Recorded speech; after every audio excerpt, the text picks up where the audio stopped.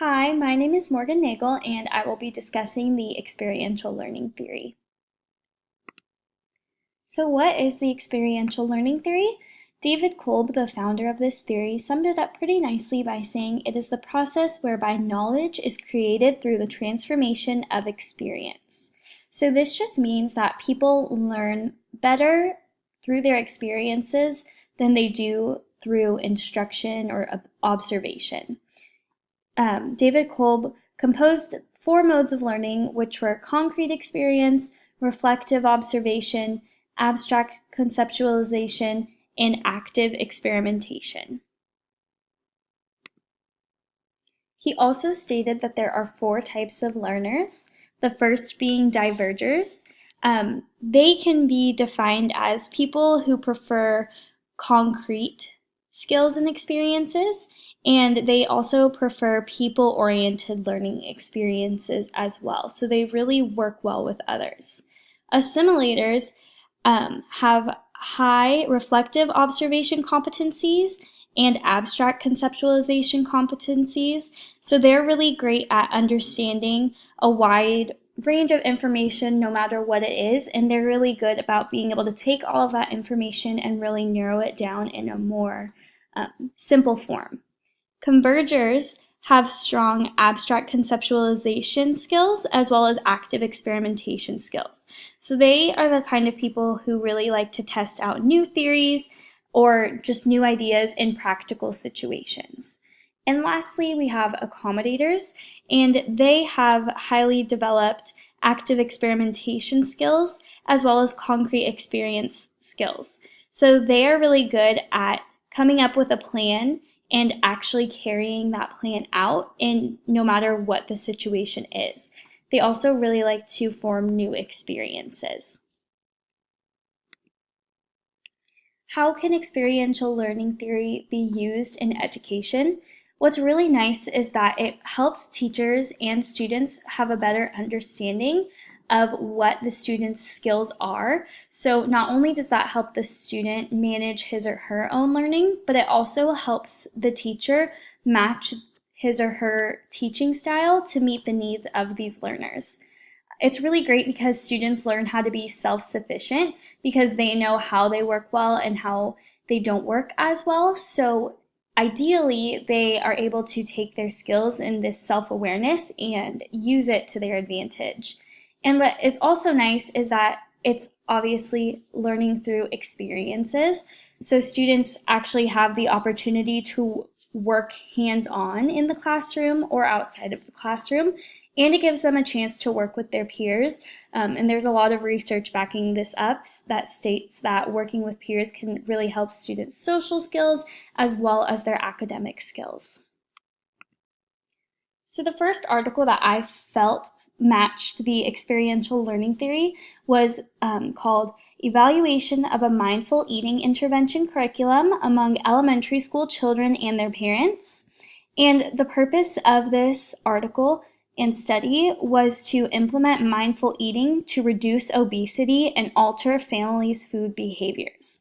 So they actually did this for children who were in the 3rd grade through 5th grade, primarily students from low-income families, and they not only involved the students in this, but they also involved the parents in this study as well. The methods that they used were focus groups, which included the participants listed above, and they distributed take-home parent surveys to collect even more information than they could in the focus groups.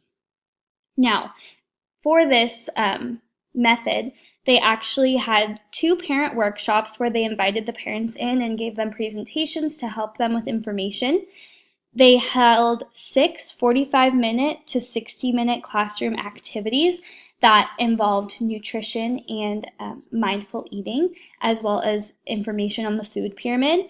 And they had 6 take-home activities that were in multiple languages to ensure that all of the students and their families could fill out and perform these activities together. The findings from this study were that parents reported a stronger sense about understanding the concept of mindful eating. They actually implemented some of these strategies in their homes that they learned in the workshops, like how to control portion sizes, how to determine whether they were hungry, whether they were full, and the food pyramid as well. And a lot of parents noted on the surveys that they saw that their children were actually implementing some of the tools that they learned in the classroom during the activities.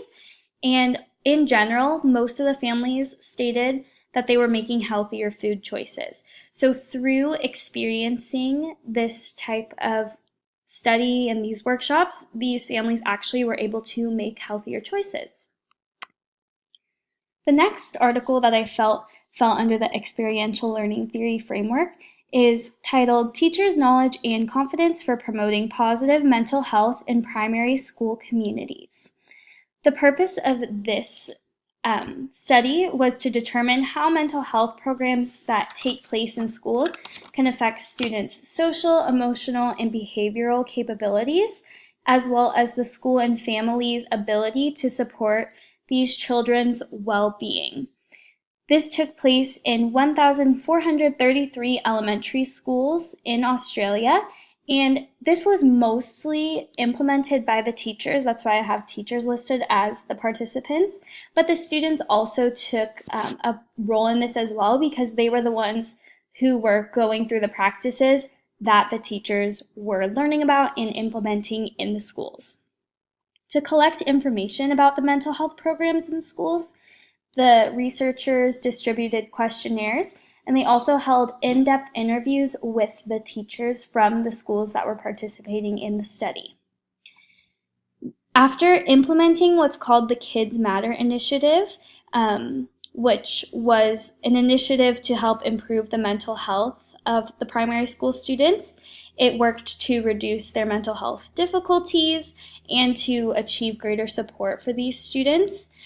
Teachers felt that they were much more comfortable actually talking about mental health and recognizing mental health in schools, and many took the time to implement these practices into their classrooms.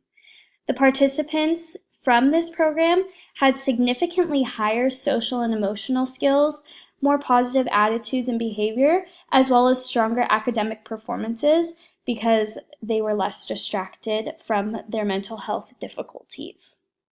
Also, like I said, the teachers felt a lot more comfortable implementing this information in the classroom because they actually had an implementation plan that they could follow rather than just kind of trying to wing it on their own. So again, by learning through the experience of these workshops and this implementation plan, they were able to transform their teaching, which in turn helped transform some of the students' mental health. Finally, the last article that I felt summed up the experiential learning theory is Physical Opportunities During the School Day, Classroom Teachers' Perceptions of Using Activity Breaks in the Classroom. So what this study did is it wanted to gain a better understanding of teachers' attitudes toward implementing physical activity breaks into their classrooms, as well as the types of breaks that they currently implement. The participants were 4 elementary school teachers and 8 high school teachers, and they collected their information through reflective journals as well as somewhat structured interviews. Now, the teachers who participated in this study attended 10 professional development workshops every year that the study took place, and these professional development workshops included information related to physical activity as well as the food pyramid as well. Now, they also had an implementation program that focused on food service changes, health content in the classroom, school district wellness committees. They ensured that they met at least once a month. They helped train physical education teachers on their curriculum that they implement in their classrooms. And they also held family events to help promote healthy behaviors at home. After this, they found that teachers before this program had high concerns about how to actually implement physical activity breaks in their classroom. They were worried about students being too rowdy, the space available, and a lot of them noted that they were concerned with being able to bring the students' attention back to a lesson after they got a little riled up during these physical activity breaks.